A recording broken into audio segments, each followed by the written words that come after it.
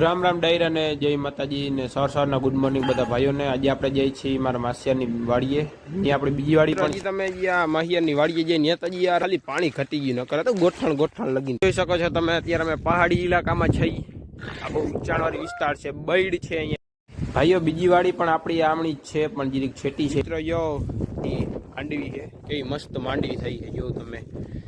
આવી જમીન જો આવી બૈડ વાળી હોય ને, બૈડ વાળી માંડવી બહુ મસ્ત થાય, હેદવાની મજા આવે છે। બાપુની એની માંડી જોઈ લ્યો, બાકી ભેગી એમ થઈ છે, પગ રાખવાની જગા નથી। તો મિત્રો વાગી રહીએ છે બપોરના 11 સાડા 11 ને અમે જઈએ છીએ ઘર બાજુ।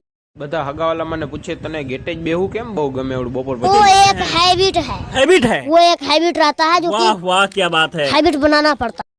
મિત્રો કાલ ગણેશ ચતુર્થી છે તો એના ખુશીમાં અમારા ગામમાં થાંભલા પણ મંડપ ખોલી આપણે ફોરા પાકી ગામમાં ઘડીક વાર બેહવા ગયા, જમી કરીને ગામમાં ગયો તો મારા ભાઈબંધ બધા ફરી ફેર